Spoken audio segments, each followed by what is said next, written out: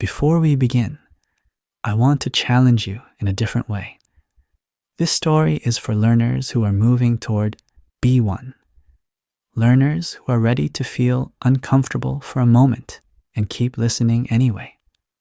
Today, you will not translate everything. You will not pause every sentence. You will follow the situation like it is happening in real life. If you stay until the end and understand the journey, even if you miss a few words, that means your brain is starting to think in English. Today, we are getting lost in a new city. There will be uncertainty, small decisions, directions, doubt, relief. And by the end, if you can follow the path without fear, you won't just understand the story. You will feel proud of yourself. Take a breath. Listen actively. Let's begin. I am walking through a city I have never visited before. The streets feel alive but unfamiliar. Tall buildings rise on both sides of the avenue, and the sound of traffic moves constantly around me. Cars pass by, people cross the street quickly.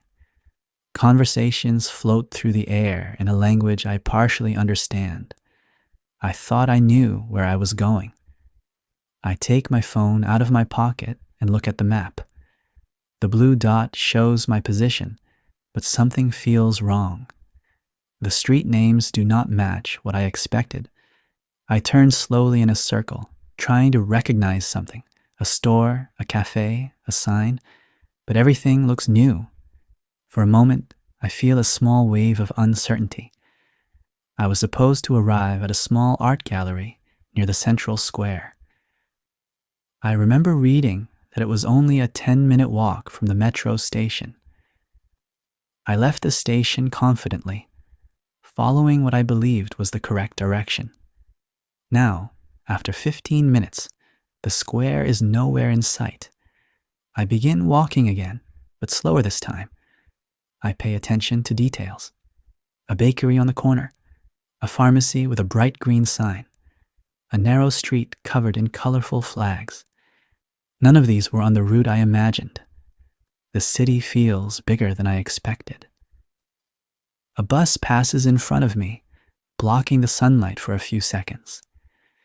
When it moves away, I notice a street sign above my head. I read it carefully. The name is different from the one on my map. I may have turned left when I should have turned right. Instead of feeling frustrated, I pause. I take a breath. Getting lost is uncomfortable, but it is also part of discovering a new place.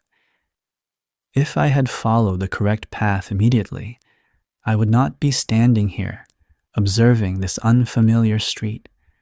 I decide to ask someone for help. Near the entrance of a small grocery store, a woman is arranging boxes of fruit. I approach slowly and say, "Excuse me, could you help me?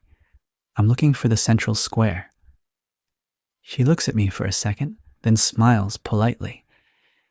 She explains that I am about 3 blocks away, but in the opposite direction. I need to walk straight, then turn right at a traffic light, and continue until I see a large fountain. Her explanation is clear, but I have to concentrate to follow every word. I nod carefully, repeating the instructions in my head. Straight, right, fountain. I thank her and begin walking again, this time more attentive. As I move forward, I notice how different this part of the city feels from the metro area. The streets are narrower. The buildings are older. Some balconies have plants hanging over the edges. A man is playing music near a doorway. The melody is soft but emotional. I realize something interesting. Being lost has forced me to pay attention. If I had been confident, I would have walked quickly, focused only on arriving. Now I am observing everything: colors, sounds, textures, faces. The city feels more real. I reach the traffic light she mentioned. I wait for the green signal and turn right. The street becomes slightly wider again. I can see more people ahead. For a moment, I wonder if I understood the instructions correctly.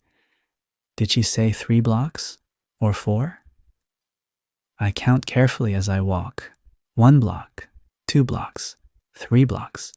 Still no fountain. A small doubt appears again. I slow down and look around. On my left, I see a bookstore with a large window. On my right, there's a cafe with outdoor tables. People are laughing and drinking coffee. The atmosphere feels relaxed. Maybe I should check my map again. I open it and zoom in. The blue dot updates slowly. The central square appears just a little further ahead. Relief spreads through my chest. I was close. Then I see it. The fountain.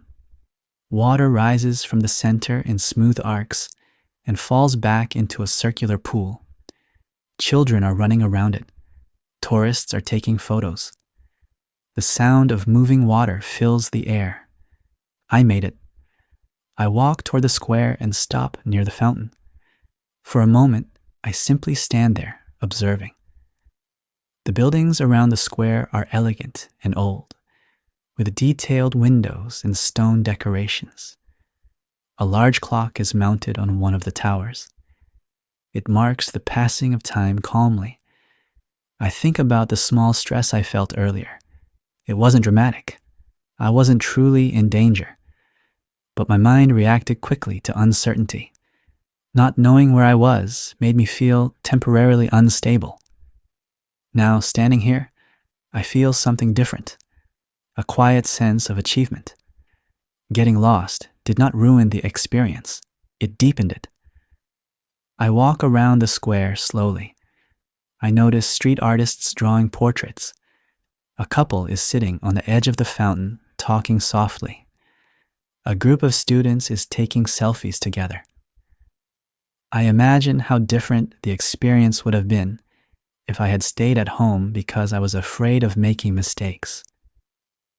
Traveling in a new city requires small acts of courage.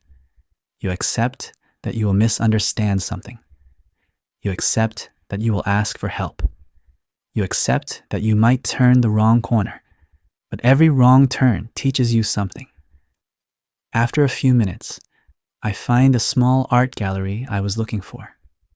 It is located in a quiet corner of the square, almost hidden between 2 larger buildings. If I had arrived directly without exploring, I might not have appreciated its subtle entrance. I open the door and step inside. The space is calm and white, very different from the noise outside. Paintings hang on the walls. The air smells slightly of fresh paint and wood. I move slowly from one artwork to another. While observing the paintings, I reflect on the journey here. Earlier, I got lost in a new city. I walked in the wrong direction. I asked for help. I listened carefully. I adjusted. And eventually, I arrived. The process was not perfect, but it was real. Later, when I leave the gallery, the square feels familiar. The fountain no longer looks confusing. The streets around it seem organized in my mind. The city has not changed, but my understanding of it has. As I begin walking back toward the metro station, I feel more confident. If I take a wrong turn again, I know I can correct it. I am no longer afraid of being lost, because now I understand something important. Sometimes, getting lost is simply another way of learning where you are. Earlier today, I was walking through a city I had never visited before. I got lost, asked for directions, and finally found the central square. The experience felt uncertain at first, but it helped me observe more carefully and become more confident. In the end, arriving felt more meaningful because the journey was not perfect. And as I disappear into the moving crowd, the city no longer feels overwhelming. It feels open. In this story, we visit a new city and try to find a central square. At first, we walk in the wrong direction and feel unsure. We ask someone for help and carefully follow the instructions. After a few moments of doubt, we finally arrive at the square and find the art gallery. Getting lost becomes part of the learning experience, and in the end, we feel more confident. If you reach this point and follow the entire story, even with small doubts, that is growth. B1 is not about understanding every single word. It is about following situations. It is about staying present when you feel uncertain. It is about trusting context. Today, you followed directions in English. You understood a problem. You followed a solution. You reached the destination. That is exactly how language learning works. Sometimes you feel lost. Sometimes you take a wrong turn. Sometimes you need help. But if you keep listening, you arrive. And if you finished this story without giving up, you are not just learning English. You are becoming someone who can navigate it. Be proud of that.